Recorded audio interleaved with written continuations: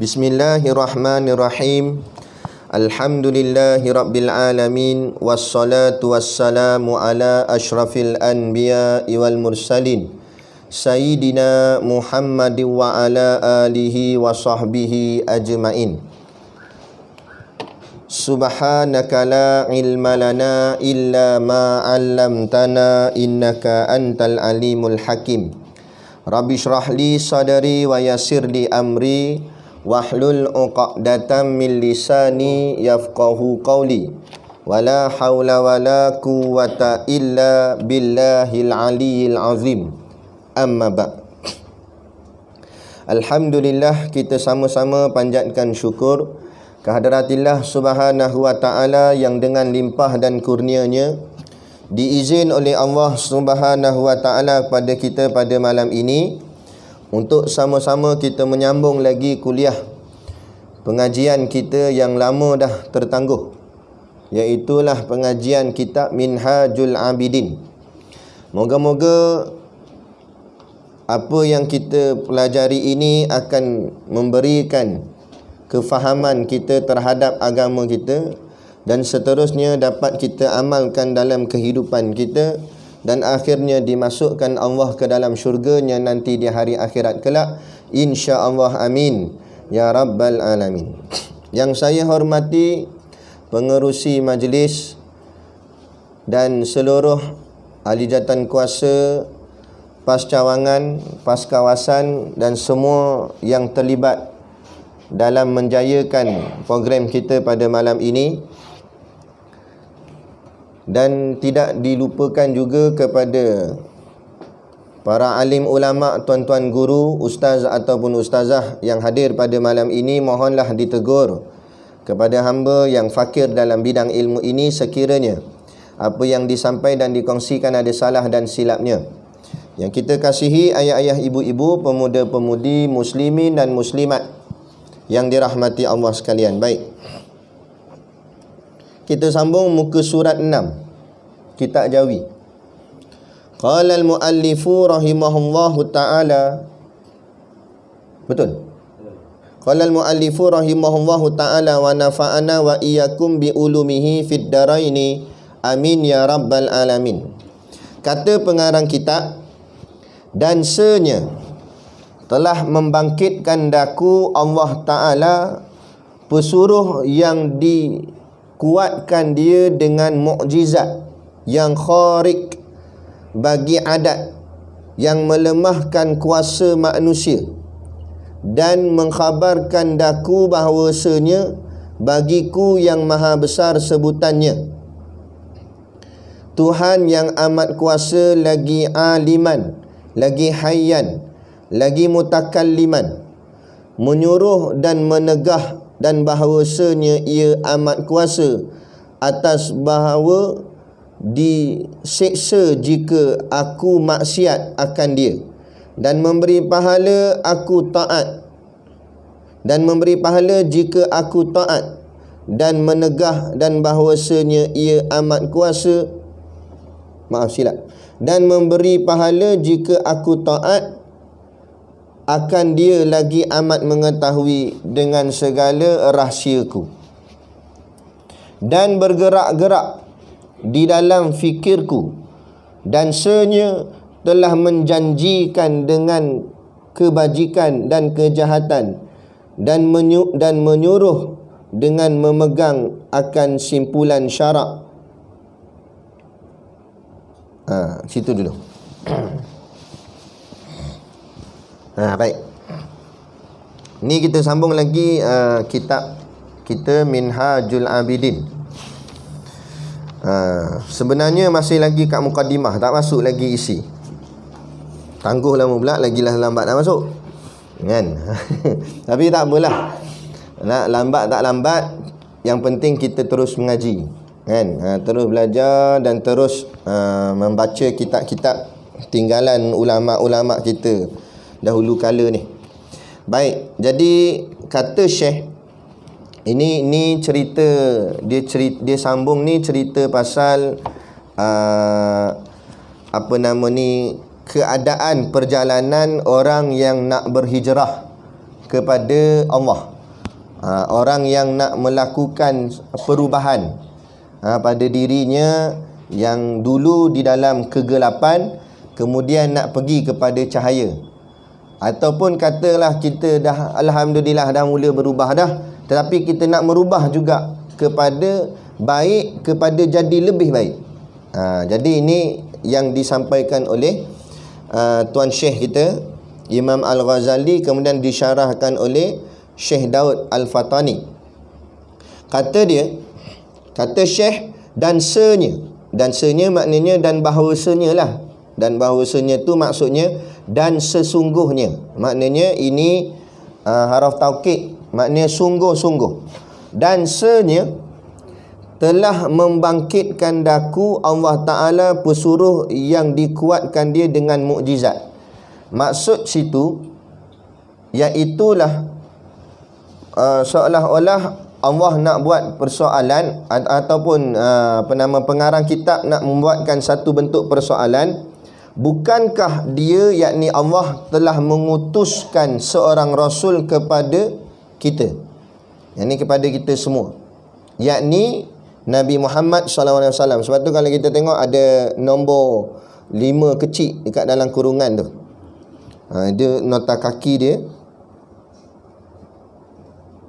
Kat mana dia punya tu? Ni yang 5 bawah ni. Qauluhu, membangkitkan daku. Qauluhu tu maksudnya katanya, yang dimaksudkan membangkitkan daku Allah, yakni membangkitkan dia bagi aku oleh Allah Ta'ala akan pesuruh, iaitu Nabi SAW, iaitu Nabi Muhammad SAW. Itu maksud dia. Jadi Allah telah mengutuskan akan baginda Nabi SAW kepada kita semua. Jadi kok mana lagi kita tak tahu hala ketujuh jalan, sedangkan Allah dah utuskan Nabi kepada kita. Saya nak ambil sedikit kaitannya dengan hal-hal kita sekarang ni, yakni di akhir zaman. Keadaan-keadaan kita semasa ni di akhir zaman ni. Dalam satu hadis yang lain, Nabi SAW pernah bersabda, la nabiyyu ba'di, kata Nabi. Apa makna dia? La tu tidak, nabiyyu nabi lah. Ba'di asal kataan ba'dun, yakni makna selepas, tambah ya belakang jadi aku, maknanya selepas aku. Ataupun dengan makna secara totalnya, la nabiyyu ba'di, maknanya Nabi kata tidak ada lagi Nabi selepasku. Dia kita kena faham gini. Setiap kata-kata Nabi ni, jangan kita samakan kata-kata Nabi dengan kata-kata orang biasa, orang lain. Takkan sama. Kerana kata-kata Nabi ni adalah wahyu.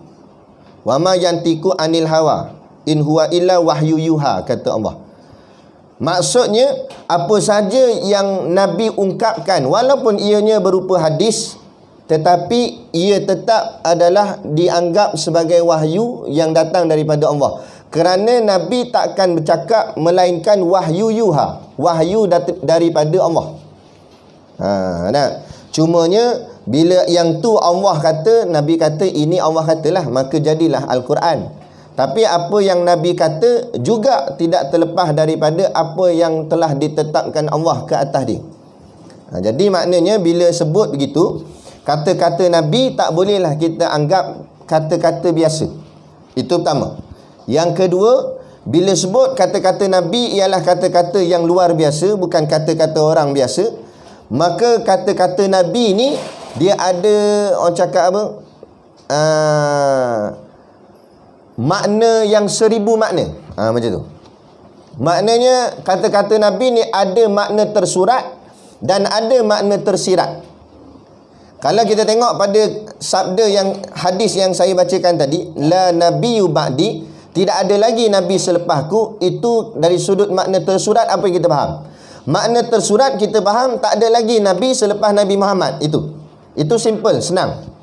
Maknanya tidak ada lagi Nabi selepas Nabi Muhammad. Mana kalau ada orang mengaku di zaman ini dia mengaku Nabi, bohong. Sebab Nabi kata dah tak ada lagi Nabi selepas aku. Maknanya tak ada lagi Nabi selepas Nabi Muhammad. Itu mudah, senang. Kemudian kita nak tengok kepada makna tersirat. Makna di dalam, walaupun hadis itu ringkas, pendek, tetapi maknanya makna yang mendalam. Makna tersirat dia. La nabiyyu, nabi ni asal kataan dia apa dia? Asal kataan dia naba. Macam kita baca dalam suratun Naba. Apa makna an-naba? Makna an-naba ialah berita. Jadi Nabi ni adalah pembawa berita. Berita yang didatangkan daripada Allah. Allah utuskan kepada Nabi untuk sampaikan berita. Berita baik atau berita tidak baik. Jadi bila Nabi sebut la nabiyyu ba'di, tidak ada lagi Nabi selepasku, itu juga memberi makna, kata ulama, tidak ada lagi berita selain daripada beritaku. Tu. Maknanya tidak ada maklumat selain daripada maklumat aku. Sebab berita ni maknanya maklumat. Atau dengan kata lagi, berita ni apa yang kita faham? Info, pengetahuan. Tidak ada info, tidak ada pengetahuan, melainkan info dan pengetahuanku. Maknanya hanya yang Nabi pesan sahaja, itulah sebenarnya. Selain daripada itu bukan datang daripada Nabi, dan bukan itu yang disuruh oleh Nabi untuk ikut. Sebab tu dalam hadis yang lain Nabi sebut apa? Umat aku di akhir zaman, peganglah sunnah-sunnahku bin nawajis, kata Nabi. Nabi gunakan ungkapan bin nawajis. Bin nawajis ni maknanya gigit dengan gigi gerahammu. Kenapa Nabi suruh gigit gigi geraham? Nabi suruh gigit gigi geraham ni apa dia? Suruh gigit kayu sugi ke benda? Suruh gigit ridak ke benda sampai gigi geraham? Tak. Tapi yang dimaksudkan kias kepada gigi geraham tu, maknanya akan berlaku di akhir zaman ni kegoncangan yang kuat. Kegoncangan akidah, kegoncangan ilmu agama yang sangat kuat, bukan sikit-sikit. Kalau sikit, nescaya Nabi tak sebut bin nawajis. Nescaya Nabi tak sebut gigit dengan gigi geraham. Sebab maksud gigi geraham tu maknanya gigit yang sangat cengkam, yang kamu gigit kukuh-kukuh, buat betul-betul. Macam tu. Jadi maksudnya bila gigitan tu terlampau kuat, maknanya kegoncangan tu juga adalah tersangat kuat. Maka sebab tu Nabi pesan suruh gigit sunnah aku, gigit yang sebenar-benar gigit. Maksud gigit sunnah ni, peganglah kamu pada sunnah Nabi dengan sebenar-benar pegang, yakni sunnah baginda Nabi SAW. Sebab hari ni kalau kita lihat keadaan isu semasa kita pada hari ni, kita dah jadi semakin jauh daripada agama tanpa kita sedar. Dalam hadis yang lain, dalam kitab 40 hadis akhir zaman, ada dalam satu hadis yang Nabi sebut, kita umat Islam di akhir zaman akan semakin jauh daripada Islam, shibran wa shibrin. Maksudnya sejengkal demi sejengkal, sahasta demi sahasta. Maksudnya situ sikit demi sikit, sikit demi sikit. Bila sebut sikit demi sikit, apa maksud dia? Maksudnya kita tak sedar. Sebab kalau berubah tu sekaligus, nescaya kita nampak, kita jelas, kita sedar. Macam perubahan daripada siang ke malam, kalau macam buka lampu ni, nescaya kita sedar. Daripada terang, gelap terus. Okey, yang tu kita jelas nampak. Tapi masalahnya ni, daripada terang ke gelap ni, Allah ubah sikit demi sikit. Sikit demi sikit tu, tahu-tahu tengok gelap dah. Maknanya tanpa kita sedar, dah jadi. Macam tu. Jadi begitu juga di akhir zaman ni, jauhnya kita dengan Islam ni, tanpa kita sedar, sikit demi sikit, sikit demi sikit, rupanya kita dah makin jauh, sedar-sedar dah terlampau jauh daripada agama. Terlampau jauh daripada sunnah Nabi, terlampau jauh daripada Islam. Dan apa yang saya nak ceritakan, apa yang saya nak masukkan dan apa yang saya nak kaitkan daripada kitab ni, iaitu isu yang antara yang terhangat. Kalau ikut banyak sangat isu, yang paling the top sekali UMNO lah. Tapi yang tu kita tak pisah. Nak cerita yang ni dulu.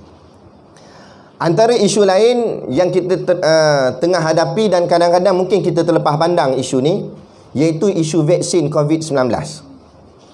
Isu vaksin COVID-19. Menjadi satu bentuk persoalan. Kerajaan telah habiskan duit sehingga 4 ke 5 juta untuk membeli vaksin ni. Kan? Dan kita hari ni, apa yang saya sebutkan tadi, iaitu Nabi memberi pesan, tidak ada lagi pengetahuan, tidak ada lagi maklumat selain daripada maklumatku. Maknanya tak ada pesanan daripada melainkan pesanan Nabi. Dan apa pesanan Nabi? Gigitlah sunnahku dengan gigi gerahamu. Maka maksudnya Nabi, peganglah sunnah Nabi. Tapi hari ni kita dengan sunnah Nabi semakin jauh. Nah, dalam soal mengubati penyakit, kenapa tak mendahulukan sunnah-sunnah Nabi? Sedangkan di sana ada hadis yang sahih, hadis riwayat Imam Bukhari. Fil habbati saudai shifaun, kata Nabi. Dalam habbatu sauda itu ada penyembuh. Min kulli da'in, kata Nabi.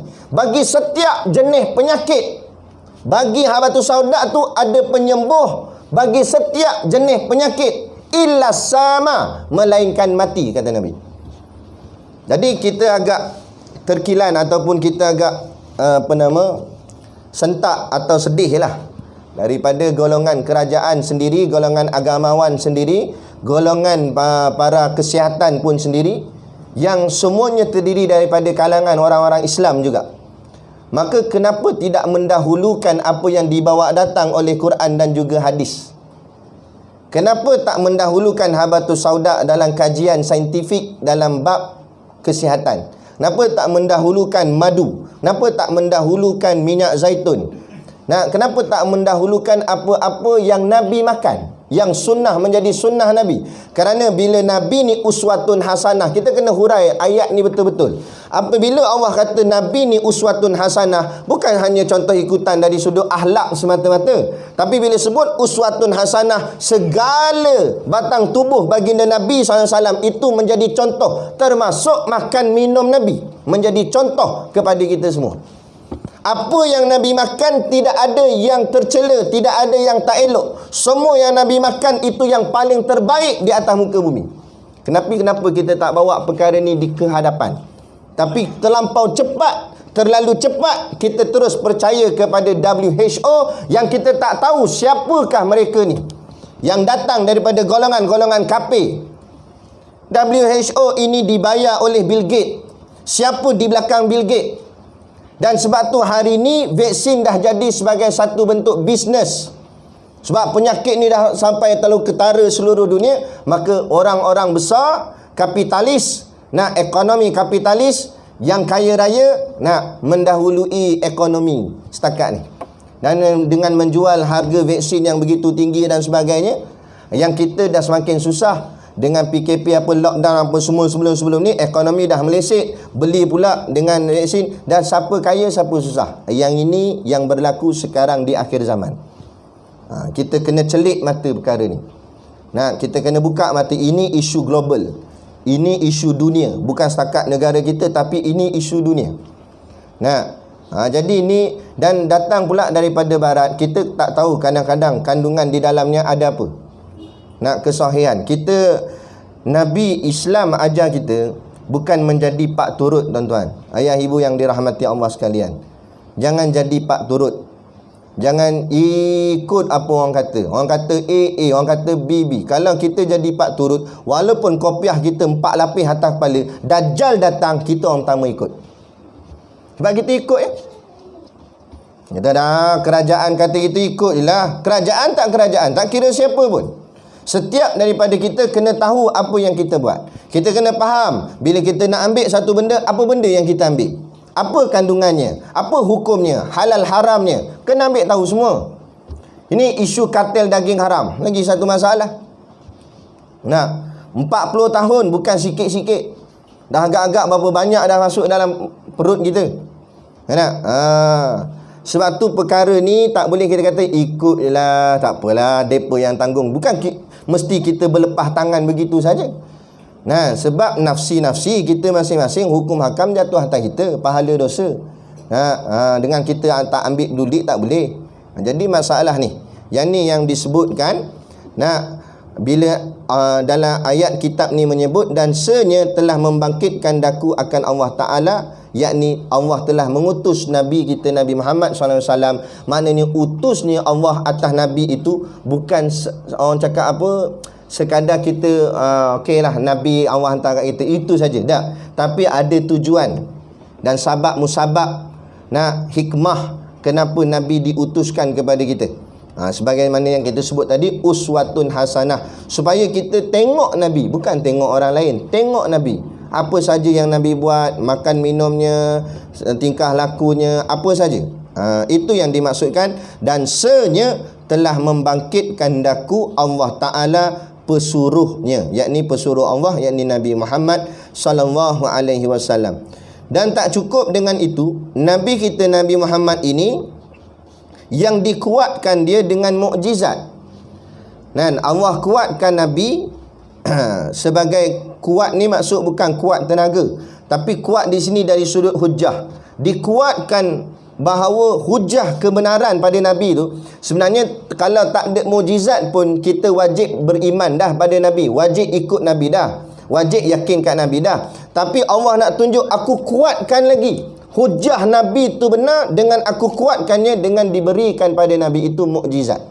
Tapi masih lagi kita tidak orang cakap apa, memberikan kepercayaan kepada Nabi secara total.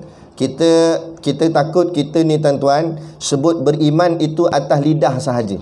Aku beriman pada Rasulullah, tetapi pada sudut tindak tanduk, tingkah laku kita jauh daripada sudut kata kita percaya kepada Nabi. Kalau kita percaya kepada Nabi, kenapa kita mendahulukan ubatan-ubatan ciptaan kafir lebih daripada apa yang Nabi sebut di dalam hadis? Itu saya sebut tadi, kita takut sebut percaya tu pada lidah je, tetapi bukan pada sudut tingkah laku. Kalau betul kita percaya Nabi, kita ikut apa yang Nabi kata. Kita balik kepada Islam. Balik kepada cara Islam. Adakah kita rasa ada cara lain yang lebih baik daripada Islam? Kita rasa begitu? Kalau kita rasa begitu, di manakah Islam di dalam hati kita kalau begitu? Islam bukan hanya mengaku aku beragama sahaja, tapi bila sebut agamaku Islam, makna hidupku Islam, cara hidupku Islam, makan minumku Islam, apa saja aku buat semuanya Islam. Al-Islamu ya'lu wa la yu'la alaih. Islam paling atas dan tidak ada lebih atas daripada dia. Meletakkan Islam paling tinggi dalam diri kita, segala gerak kerja kita. Sebab tu hari ni pun kita berpolitik pun politik Islam. Sebab apa saja kita buat, Islam kita jadikan tunggak utama, nombor satu. Dalam bab pelajaran, kita meletakkan Islam. Minta maaf, kadang-kadang orang kita bagus dah, buat pasti bagus, kita buat pasti. Kita pun hantar anak ke sekolah pasti.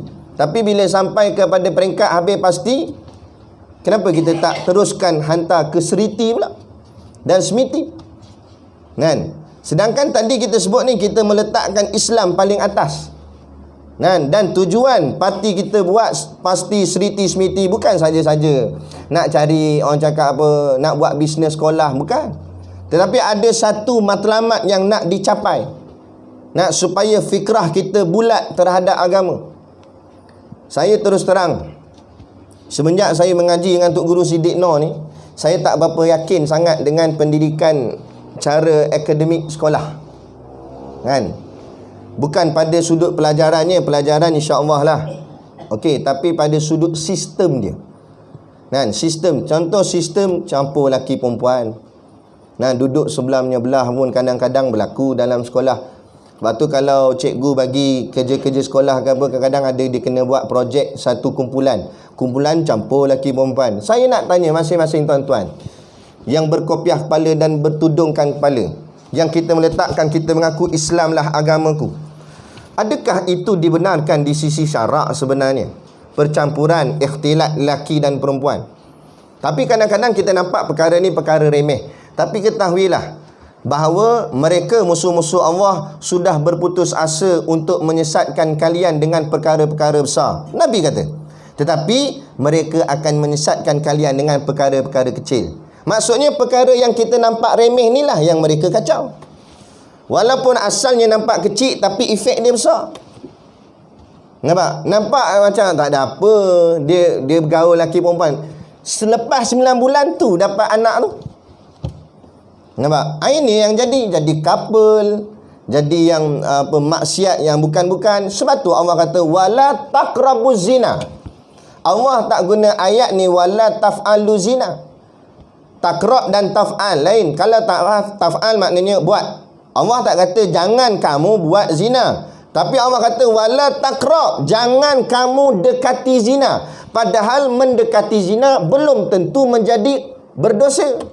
Sebab dia belum zina lagi, belum buat, tak berdosa lagi. Tapi Allah pesan wala takrab, jangan kamu dekat. Jangan kamu dekat kepada zina, kerana zina tu dia ibarat magnet, dia akan tarik kamu. Antara takrabu zina tadi, campur laki perempuan dan sebagainya, sistem yang tak ikut berlandaskan syariat Islam.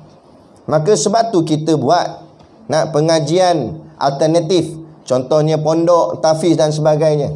Tapi kadang-kadang orang kita sendiri yang bertakbir kuat pun kadang-kadang tak ke sana juga. Itu masalah tu. Jadi di mana yang kita katakan Islam agamaku, Islam perjuanganku, tetapi akhirnya kita pergi ke arah sekular juga. Yang ni yang jadi masalah.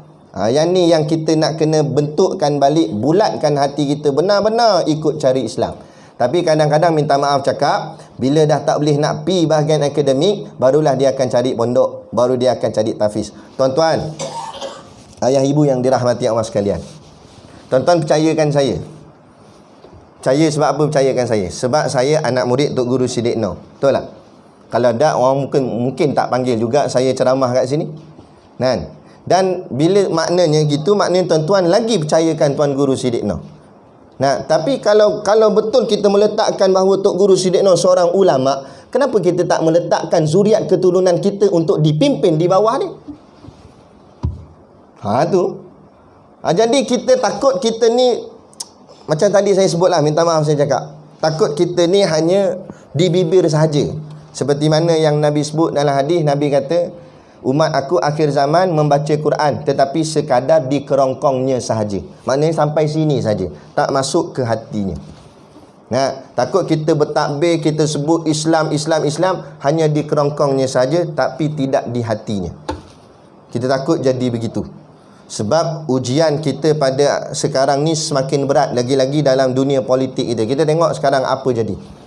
Dengan keadaan UMNO-nya, dengan bersatunya, kita tengok apa yang telah berlaku kepada gerak kerja di Perak ni, sehingga terjatuhnya Menteri Besar, sehingga Raja Sultan pun perli. Dia kata 3 kali tukar MB bukan satu perkara yang membanggakan. Maknanya kancah politik kita pun tunggang langgang. Jadi kalau kita tak bersiap sedia sebagai satu wadah parti yang sebenar-benar membawa Islam, parti ni sebut dah parti Islam, tetapi ahlinya nak bawa kepada sungguh-sungguh kepada Islam bukan satu perkara yang mudah. Sebab tu kita kena jihad, berjuang, berkorban, bersungguh-sungguh. Hari ini perkataan jihad semakin suram di dalam usrah-usrah. Semakin kurang di dalam kata-kata semangat di dalam jemaah kita. Tapi kita lebih bicara tentang kursi. Kita lebih bicara tentang parlimen dan sebagainya. Sedangkan tunggak kembali kita niat kepada asal penubuhan PAS kita. Tunggak kita adalah jihad fisabilillah. Sehingga kan ulama kita sebut, andai kata kita mati dalam perjuangan Islam hari ini, kemungkinan besar kita mati dalam berjuang dan kita mati syahid sebagai mati fisabilillah. Tapi kalau sekarang kalau kita perjuangan kita ni dah makin kona, dah makin bukan lagi kerana jihad fisabilillah, maka kita takut-takut perjuangan kita akan jadi sia-sia lah. Perjuangan yang tidak dinilai di sisi Allah. Jadi ini dia. Kita bacakan dalam kitab ni, moga-moga pengarang kitab dapat menasihati kita kepada jalan kita yang kita lalui ini, dan membangkitkan akan Rasulullah SAW yang dikuatkan dia dengan mukjizat. Maka maksudnya sini, yakinlah dengan Nabi dengan sebenar-benar yakin, sungguh-sungguh apa yang dibawa datang oleh baginda Nabi SAW, iaitu yang kharik ni maknanya mencari adat, yang kadang-kadang tak boleh dijangkau dengan akal, perkara yang pelik tak pelik macam mana. Macam mana kita nak fikir dengan logik? Sebagai contoh, tadi yang isu yang saya bawakan tadi, isu ilmu. Mengaji pondok, sijil tak ada. Sebab tu kita bertakbir, tapi kita tak hantar anak kita di pondok. Sebab apa? Mana ada sijil. Ini yang kita sebut sebagai satu bentuk mencari adat. Sebab adat kita pegang, ada sijil, barulah ada hidup, barulah boleh hidup masa depan. Tak ada sijil, tak boleh nak hidup. Adat kita kata. Tapi kita nak yakin pada mencari tu. Maknanya kalau kamu tegakkan Islam walaupun tidak bersijil, kamu Allah jamin rezeki. Tapi nak pegang ni, cakap mudah, nak buat tu payah. Betul tak? Nak yakin, sebenar-benar yakin pada jalan agama. Sebab tu kita tak pelik hari tu, bila kita sudah tidak bersama dengan Pakatan Rakyat, DAP dan juga PKR, ada mulut-mulut daripada ahli sendiri yang berkata, macam mana nak menang kalau kita seorang-seorang? Sebab kita terus memikir pada adat. Sedangkan ni Allah buktikan Nabi tu dengan bawa mukjizat yang mencari adat. Kita tak habis-habis dengan adat-adat kita. Kita tak habis dengan kalau kena orang ramai baru boleh menang. Kita tak yakin walaupun tak ramai, bila Allah janjikan kemenangan, tak ada siapa yang boleh menghalang. Kena yakin gitu. Ini yang membezakan parti Islam Malaysia PAS dengan parti-parti yang lain. Parti-parti yang lain dia bergantung kepada number. Betul Anwar Ibrahim dia kata, bila wartawan tanya dia hari tu, tanya dia how about the number, dia kata big number, dia kata. Dia yakin sangat. I have a big number. Rupa-rupanya wrong number. Call tak dapat. Kan? Kita tak yakin pada number, kita yakin pada Allah. Kita bukan yakin kepada berapa ramai ahli kita, kita yakin kepada janji Allah.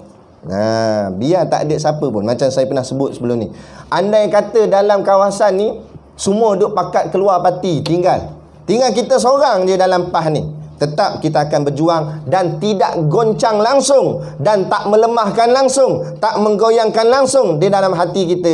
Takut PAS tak boleh nak menang, Islam tak boleh nak menang. Tak ada. Kita seorang pun kita yakin Islam tetap akan menang. Jangan kamu lemah. Allah sebut wala tahinu fi ibtira'il qaum. Janganlah kamu lemah, jangan kamu merasa lemah, jangan kamu berputus asa, kurang bersemangat dalam memperjuangkan agama Allah. Sebab apa? Sebab kita kena kembalikan keyakinan kita kepada Allah. Mukjizat yang kharik bagi adat yang melemahkan kuasa manusia. Nampak? Yakin dengan mukjizat, yakin dengan keyakinan Allah, keajaiban, yakin dengan perkara-perkara yang kadang-kadang tak terjangkau di akal kita, kerana perkara itu melemahkan kuasa manusia. Itu Allah tunjukkan pada Nabi. Memanglah Nabi dah tak ada, mana ada mukjizat dah. Tetapi apa yang Nabi tinggalkan, antara mukjizat Nabi ialah ilmu. Ini pegang ilmu Allah, pegang ilmu yang disampaikan Nabi. Dengan kita pegang Quran hadis betul-betul, maka dia akan melemahkan kuasa manusia. Maksud melemahkan kuasa manusia, hati kita berpaut keyakinan hanya semata-mata pada Allah, bukan berpaut kepada manusia. Kita tak heran langsung bila UMNO kata nak kerahkan ahlinya untuk letak jawatan selewat-lewatnya bulan 2 ni.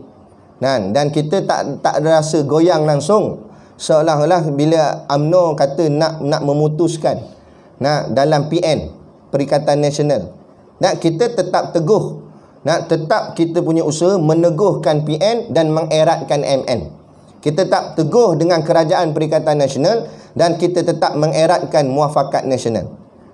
Dan kita akan lihat kalau beginilah sikap pimpinan-pimpinan UMNO. Dan kita faham, bukan semua ahli UMNO bersama dengan pemikiran pimpinan-pimpinan UMNO yang rakus ni. Bukan semua berpemikiran gitu. Lagi-lagi pula bila UMNO ada niat untuk bersama dengan DAP. Keadaan suasana sekarang rakyat benci pada DAP.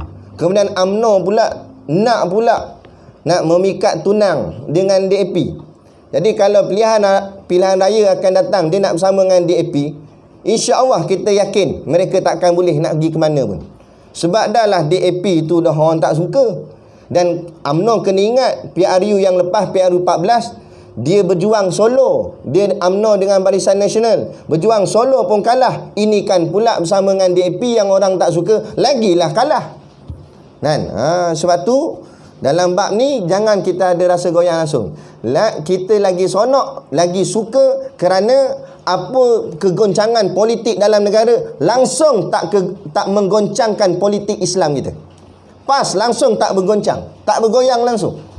Nah, tapi parti lain bergoncang sana sini, sehingga kan penganalisis politik pun tak boleh nak menganalisis politik negara sekarang. Sebab tindak tanduk pemimpin-pemimpin semua di luar jangkaan. Tak boleh nak baca. Yang ni kejak geng yang ni, yang ni kejak lawan yang ni, yang ni geng ni. Tapi mereka nak berebut jawatan, nak berebut pangkat dan sebagainya, kita tetap istiqamah membawa Islam. Istiqamah kita nak berjuang ni bukan kerana nak jawatan, bukan nakkan Putrajaya, tapi hakikat perjuangan kita ialah nak menegakkan Islam di atas muka bumi, sehingga hadirnya Imam Mahdi satu hari nanti, bahawa kita akan bergabung dan bersama-sama dengan Imam Mahdi untuk tegakkan Islam di seluruh dunia. Itu sebenarnya. Kita berparti ni bukan sekadar nak berparti, nak main pangkah-pangkah aja, tapi matlamat dia jauh lebih besar. Lepas tu kita nak ingatkan kepada ahli, tak payah sibuklah nak berebut ketua kampung, tak payah sibuk nak berebutkan jawatan. Yang kita kena sibukkan persediaan kita untuk menghadapi fitnah akhir zaman ni. Untuk kita nak bawa nak perjuangan Islam kita di akhir zaman ni. Jangan sampai kita tersilap. Takut-takut orang duk kata, kan dulu orang kata PAS ganti UMNO, PAS ganti UMNO, tapi tak takut ganti sungguh. Bukan ganti pentadbiran, ganti perangai. Jadi PAS pula jadi perangai macam UMNO. Takut jadi macam tu. Takut pula dah hari ni kita dah sibuk dengan main kursi, dah sibuk dengan nak jawatan, lebihkan daripada jihad fisabilillah. Lebih daripada nak memperjuangkan agama Allah. Dah jadi kelain dah pula dah. Dah sonok pakai kod agak ya, kan? Jadi masalah pula. Tak mahu macam tu. Baik. Jadi melemahkan kuasa manusia dan mengkhabarkan daku bahawasanya bagiku yang maha besar sebutannya Tuhan yang amat kuasa. Yang apa yang Nabi pesankan kepada kita, bahawa sebutan yang paling besar tidak ada yang lain iaitu melainkan Allah yang maha kuasa. Pegang segala-galanya Allah, jangan yang lain. Allah segala-galanya. Kita yakin pada Allah. Kata guru kami, perjuangan Islam ni dia tetap akan menang. Kita berjuang ke tak berjuang ke, perjuangan Islam tetap akan menang. Ibaratnya rakit yang berlayar di atas sungai. Air sungai daripada bukit turun ke muara, turun ke bawah. Kemudian ada rakit jalan. Rakit tu kita kayuh ke tak kayuh ke, dia tetap turun. Betul tak betul? Begitulah perjuangan Islam. Kamu takbir ke, kamu tak takbir ke, kamu berjuang ke, kamu tak berjuang ke, Islam tetap akan menang. Sebab itu janji Allah. Sebab agama ni agama Allah, bukan ciptaan manusia. Itu kita kena yakin dari sudut Quran dan hadis. Jadi persoalannya di mana kedudukan kita? Adakah kita duduk di atas rakit atau kita duduk di atas tebing yang hanya melihat rakit itu berjalan? Kalau kita duduk di atas tebing dan melihat rakit jalan, memang kita akan kata, laju rakit tu turun. Memang kita akan kata, PAS makin hebat dah ni. Tapi kita tak terlibat dalam nak menjayakan PAS, dalam nak menjayakan Islam. Maka bila rakit sampai ke muara, kita yang atas tebing sampai tak muara? Sampai. Kita duduk tebing tu dulu, kini dan selamanya. Tak? Jadi tak dapat tidak, kita kena duduk atas rakit, bersama-sama dengan rakit, melalui liku-liku atas sungai tu. Hadap batu ke, tebing ke apa ke, kita belanggar ke, belanggar sama-sama. Jatuh sama-sama, naik sama-sama, bersama rakit. Jadi bila kita duduk atas rakit, rakit sampai ke muara, kita pun sampai ke muara. Perjuangan Islam sampai kemenangan, kita yang duduk dalam perjuangan Islam pun sampai kepada kemenangan. Itu. Mana dia tadi? Bahawasanya bagiku yang maha besar sebutannya Tuhan yang amat kuasa. Lagi aliman. Aliman maknanya yang maha mengetahui. Hanya Allah yang lebih tahu. Jadi kita tak tahu. Kita buat kerja kita sudah. Kita tak tahu siapa menang, siapa kalah ke apa. Kita buat kerja je. Jangan kita bagi alasan kadang-kadang, alah, bukan boleh menang pun, tak payah tak. Tak. Strategi lain, tapi keyakinan lain. Keyakinan, kita yakin Islam tetap akan menang. Tapi dari sudut strategi, kita tengok pada kawasan dan sebagainya. Kalau dah tahu dah kawasan tu kawasan ramainya orang Cina, pergi bubuh gak Melayu, memang orang cakap apa, silap langkah lah strateginya tu. Bukan maksud situ kita tak yakin, tapi itu strategi. Tapi dalam bab keyakinan, kita kena yakin. Dan soal menang atau kalah, kita pegang pada Allah, serah pada Allah. Kerana Allah yang aliman, Allah yang lebih tahu. Lagi hayyan, yang maha hidup. Jadi bila yang maha hidup, tempat pergantungan kita hanya pada Allah. Kerana Allah itu tak mati-mati. Adapun kalau kita nak bergantung kepada tokoh-tokoh, kita nak bergantung dengan Tok Guru Haji Hadi, tak boleh. Tok Guru Haji Hadi lah ni hidup, esok lusa siapa tahu dia akan meninggal juga. Kullu nafsin dha'iqatul maut. Tok Guru ni Aziz, kita berharap sangat pada Tok Guru. Tok Guru meninggal dah. Jadi pergantungan kita hanya kepada Allah. Cuma kita dididik oleh ulama-ulama Tok Guru ni. Kita dididik oleh Tok Guru Haji Hadi. Tetapi atas didikan saja, bukan tempat pergantungan kita pada dia. Tempat pergantungan kita Allah. Kerana Allah itu hidup dan tak mati-mati. Lagi mutakalliman. Mutakalliman artinya yang berkata-kata. Yang ini maksud berkata-kata itu menyuruh dan menegah. Perintah Allah itu perintah suruh dan perintah tegah. Maka kita kena taat. Yang disuruh kita buat, yang ditegah kita kena tinggal. Barulah kita akan jadi sebenar-benar hamba yang bertakwa. Barulah Islam akan benar-benar menang. Kenapa kadang-kadang orang tanya ulama, kenapa Islam lambat menang? Satu, pertamanya itu ketentuan Allah. Yang keduanya, boleh jadi kerana kita belum betul-betul lagi buat yang disuruh dan tinggal yang dilarang. Jadi kita usahakan. Jadi sebab itulah perjuangan kita tidak pernah berhenti. Walaupun kita sudah dapat Putrajaya, walaupun sebahagian, mungkin satu hari nanti dapat Putrajaya keseluruhan. Katalah satu hari nanti kerajaan Malaysia ni memang ambil alih semua sekali, daripada Perdana Menteri sampai Menteri paling bawah, semua kita. Walaupun begitu, jangan kita bersenang-senang atau berjinak-jinak kata okey dah menang dah, tak payah berjuang. Perjuangan kita tak akan selesai, kata guru kami, sehinggalah kedua-dua belah kaki kita telah masuk ke dalam syurga Allah. Masuk syurga Allah, baru dikira kita dah selesai tugas kita dan kita dah berjaya, kita dah menang. Itulah yang sebenar-benar kemenangan. Tapi selagi mana tak masuk, selagi itu belum. Walaupun mungkin kita dah jadi kerajaan. Sebab cita-cita kita bukan hanya nak jadi kerajaan. Cita-cita kita nak tegakkan Islam. Kalau semata jadi kerajaan tapi Islam belum tertegak, maknanya belum lagi berjaya. Nampak? Yang ni yang kita nak kena bawa, yang ni yang kita nak kena juangkan. Hari ni kita tengok belum apa-apa lagi, belum dapat keseluruhan. Barulah ada beberapa orang jadi menteri dalam kerajaan bagi pihak kita. Itu pun kita nampak gerak kerja kita dah mula slow. Gerak kerja kita dah seolah-olah macam bersenang-senang. Dah kurang jihadnya, kurang semangat juang dia. Kuliah malam ni pun sikit orangnya. Dia tak ada jadi semangat macam dulu-dulu. Sebab tu kalau kita tengok zaman reformasi dulu, saya sempat masa tu saya kecil. Saya tengok perubahan PAS dulu dan PAS sekarang banyak beza. Dulu semangat dia lain macam. Kuat dulu semangat. Nak mati pun sanggup waktu tu. Kalau orang cabar pun sanggup. Lah ni slow dah kita ni. Sebab kita rasa macam kita dah tahap selesa agaknya. Tu yang jadi masalah. Sebab tu kata guru kami, perjuangan di semasa menang lebih susah daripada perjuangan semasa kalah. Masa kita jadi pembangkang dan sekarang kita jadi sebahagian kerajaan. Jadi sebahagian kerajaan ni, perjuangan ni sebenarnya lebih susah daripada perjuangan kita yang dulu semasa kita jadi pembangkang. Apa susahnya? Susah macam ni.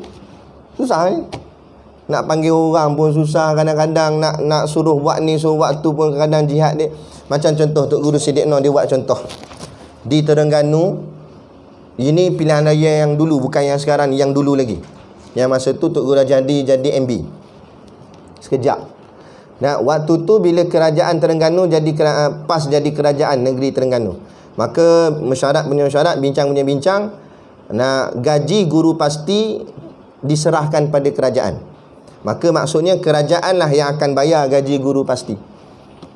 Tak apalah, bila dah jadi macam tu, jadi senang. Tak payah dah sibuk nak cari derma apa sebagainya, sebab kerajaan bayar. Kan kerajaan banyak duit, kerajaan bayar guru-guru pasti. Tiba-tiba pok kalah lepas tu. Bila kalah kelang kabut ni, siapa nak tanggung ni gaji guru pasti? Sebab dah tak jadi kerajaan. Kelang kabut ni macam mana nak buat? Nah, masa tu Tok Guru Siddik Nur dijemput ceramah di Terengganu untuk pam balik semangat jihad. Sini yang kata Tok Guru antara kesilapan.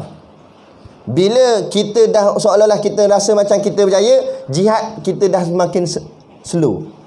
Kurang dah nak derma dan sebagainya. Sedangkan patutnya bila kita menang, lagi kuat kita jihad, lagi kuat kita menderma, lagi kuat kita sungguh-sungguh dalam berjuang. Sebab apa? Sebab bila nampak kemenangan semakin dekat, makin lajulah tekan minyak.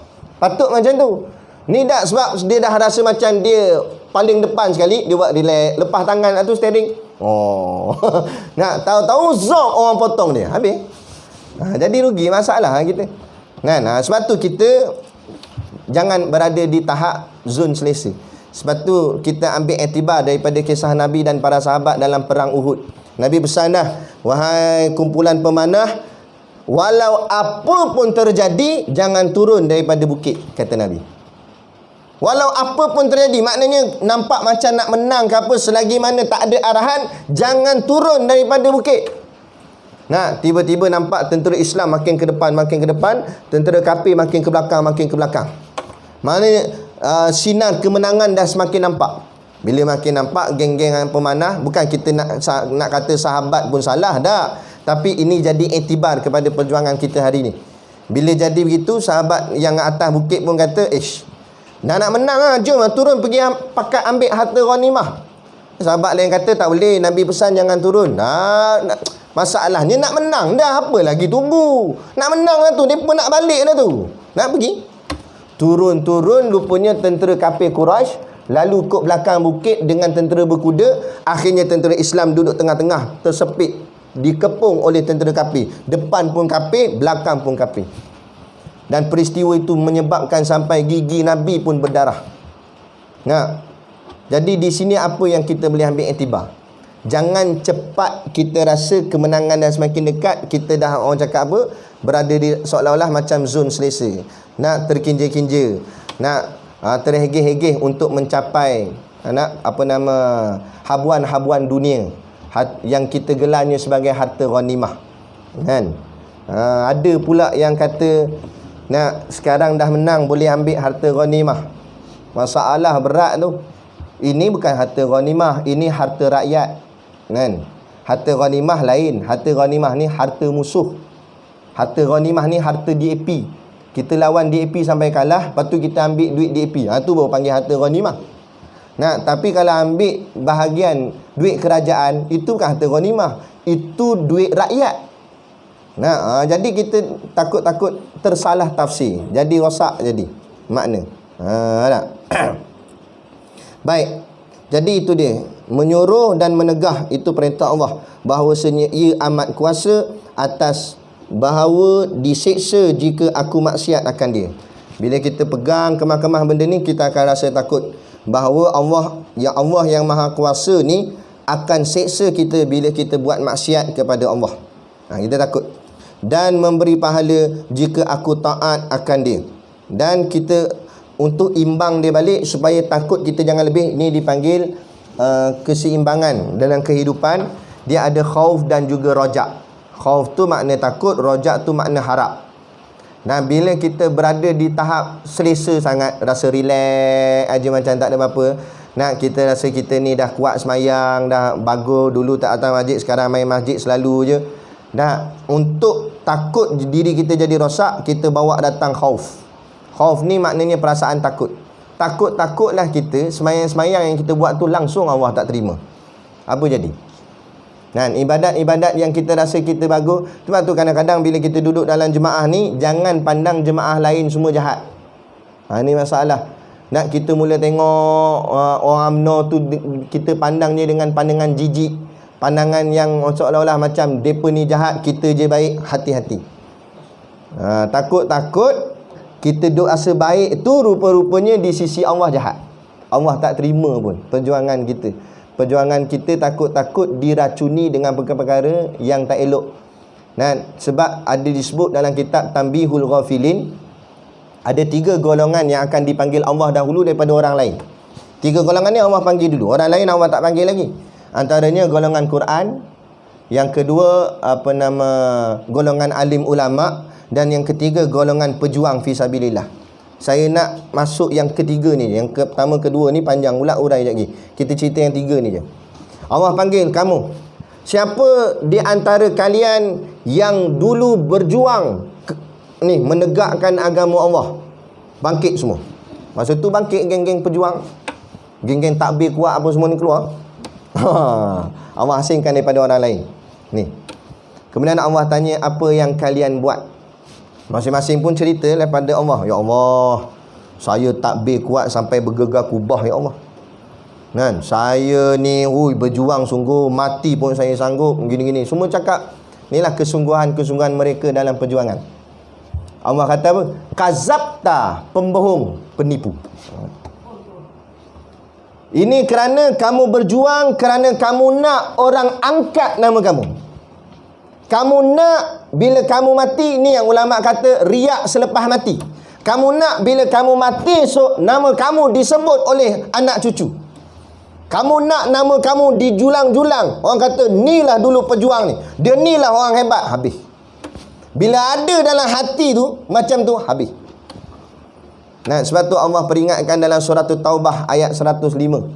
Wa kulik malu, kata Allah, dan katakanlah wahai Muhammad kepada mereka, beramallah kamu akan segala yang diperintahkan. Fasayarallahu amalakum wa rasuluhu wal mu'minun. Maka Allah dan Rasul serta orang-orang yang beriman akan melihat apa yang kamu kerjakan. Tak payah kita nak tunjuk-tunjuk kat orang kita bagus ke apa, tak payah. Cukup kebaikan yang kita buat, Allah nampak, Rasul nampak, orang beriman nampak. Lepas tu macam soal politik sekarang ni, kancah politik kita sekarang ni, UMNO buat hal ni, tak payah risau. Rakyat tengok siapa yang lebih ikhlas, yang betul-betul berjuang kerana rakyat, untuk rakyat, demi negara dan sebagainya, atau mereka berjuang untuk periuk nasi masing-masing. Ni tak perlu kita risau, sebab Allah janji dah dalam Quran, fasayarallahu amalakum wa rasuluhu wal mu'minun. Kemudian Allah ingatkan kita, wasaturadduna ila alimil ghaibi wasyahadah, dan kamu semua akan dikembalikan kepada Allah yang mengetahui perkara yang gaib dalam hati kamu dan yang nyata yang kamu buat. Zahir kamu nampak kamu buat sungguh-sungguh perjuangan ni, tapi Allah tahu isi hati kamu. Rupa-rupanya hati kamu mengharapkan kepujian makhluk, mengharapkan makhluk menjulang kamu, mengharapkan makhluk puji kamu melambung. Habis. Kemudian Allah kata, fayunabbi'ukum bima kuntum ta'malun. Maka nanti di hari akhirat akan aku perlihatkan kepada semua apa yang ada di dalam hati kamu yang telah kamu kerjakan. Akan Allah tunjuk. Malu kita waktu tu kalau kita tak buat kerja ni dengan sebenar-benar ikhlas. Sebab tu kita buat kerja ni biar betul-betul. Ini perjuangan, bukan perjuangan yang main-main, bukan perjuangan yang ala kadar, tapi perjuangan ini ialah perjuangan ibadah. Apa yang kita buat ni termasuk dalam salah satu ibadat.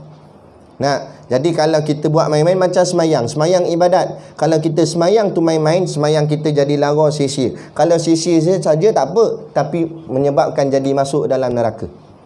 Fawailul lil musallin, kata Allah. Neraka wil bagi orang yang solat. Mana solat yang main-main?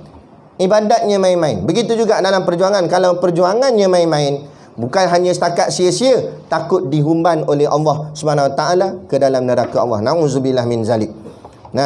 Sebab tu kita kena buat kerja ni biar dengan kefahaman yang tepat, yang betul. Ibarat kata ulama, ketuk paku biar tepat, takut-takut terketuk jari. Maknanya biar kita buat kerja tu betul-betul, teliti betul-betul. Kita buat lebih kurang, kita ketuk diri kita sendiri. Maknanya kitalah yang menjatuhkan diri kita sendiri. Kitalah yang merosakkan jemaah kita sendiri kalau kita buat kerja ni berlebih kurang. Atau buat kerja ni tidak dengan bersungguh-sungguh kerana Allah Subhanahu wa taala. Baik. Atas bahawa diseksa jika ku taat akan lagi amat mengetahui dengan segala rahsiaku. Kita berhenti kat situlah. Tengok 4 kali dah urut kaki, berhenti dah lah. Dah tu nak. Terlebih masa ke apa? Dia tu pukul 9. Dan bahawasanya bukan di situ. Lagi amat mengetahui, berhenti kat situ. Lagi amat mengetahui dengan segala rahsiaku. Tu. Allah mengetahui segala rahsia kita.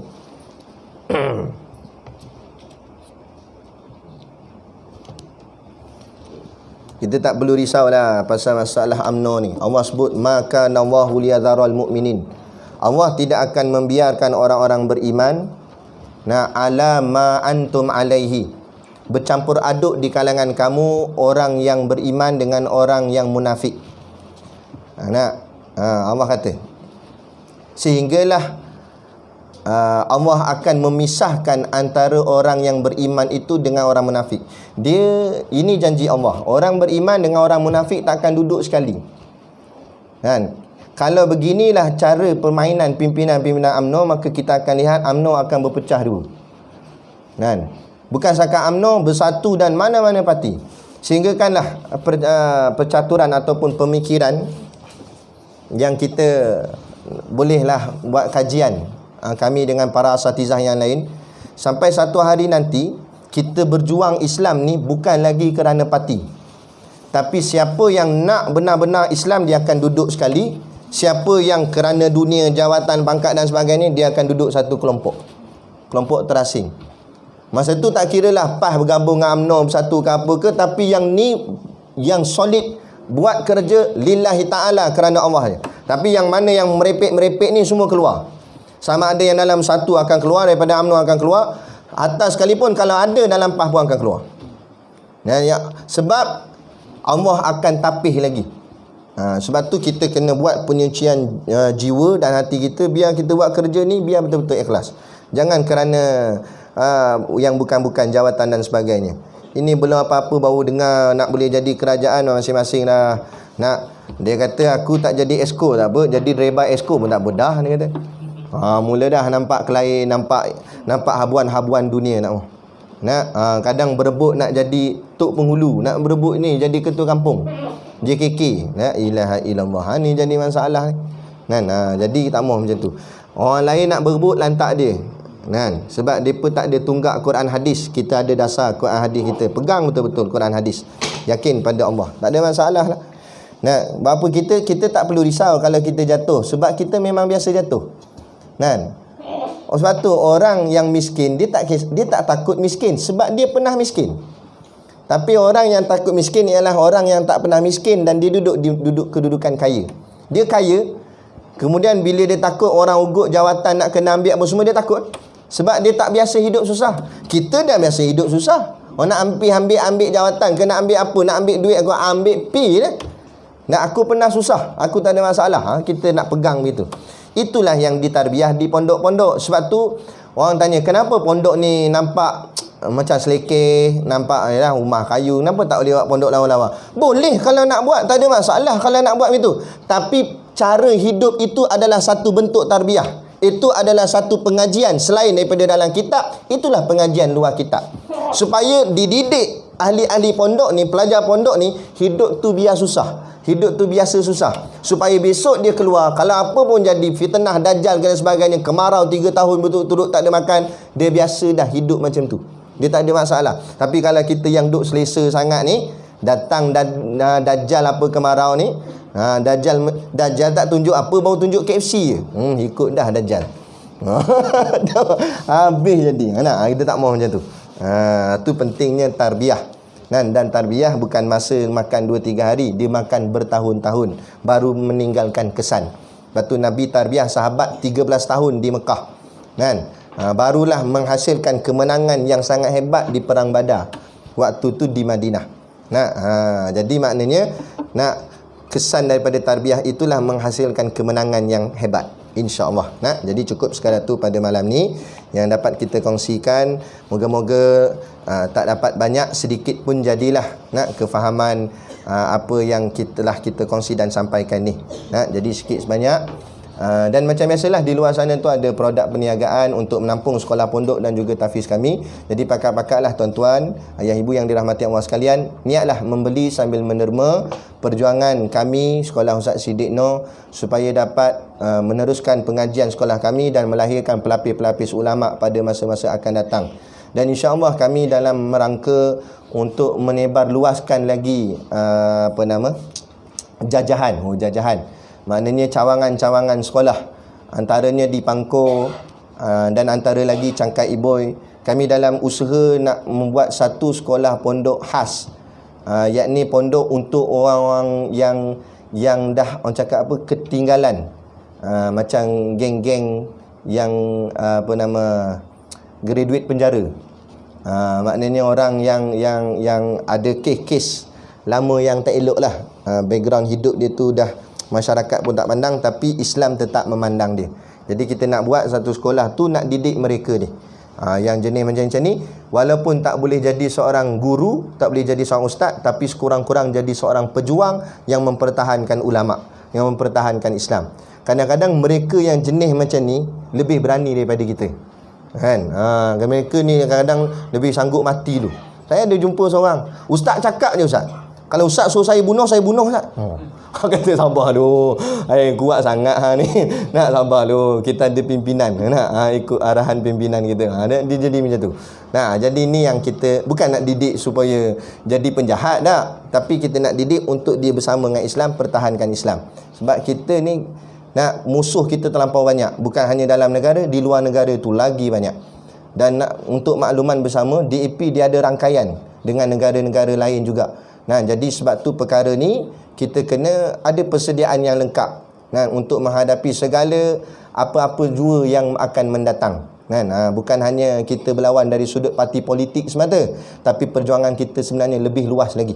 Sebab tu kita kena ada sentiasa persediaan dalaman dan juga luaran, insya-Allah. Jadi cukup sekadar tu pada malam ni. Wabillahi taufiq wal hidayah. Assalamualaikum warahmatullahi wabarakatuh. A'udzu billahi minasyaitonir rajim. Bismillahirrahmanirrahim. Alhamdulillahirabbil alamin wassalatu wassalamu ala asyrafil anbiya'i wal mursalin sayyidina Muhammad wa ala alihi washabbihi ajmain. Allahumma taqabbal minna salatana wa du'aana innaka antas samiul alim wa tub alaina innaka antat tawwabur rahim. Allahumma ja'al dinana dinan nabi Muhammadin sallallahu alaihi wasallam wa islamana islamal muslimin wa imanana imanal mu'minin wa salatana salatal khashiin wa a'malana a'malas salihin wa niyatana niyatal mukhlisin wa dhunubana ya Allah dhunubal mustaghfirin wa hayatana hayatal ulama wa mautana bimauti syuhada wa adkhilnal jannata ma'al anbiya'i alaihimus salatu wassalam. Rabbana atina fid dunya hasanah wa fil akhirati hasanah wa qina adzabannar wa qina adzabannar wa qina adzabannar. Sallallahu ala khairi khalqihi sayyidina Muhammad wa ala alihi washabihi wasallam. Subhana rabbika rabbil izzati amma yasifun, salamun alal mursalin walhamdulillahi rabbil alamin. Amin ya rabbal alamin. Taqabbalallahu minna wa minkum. Takbir.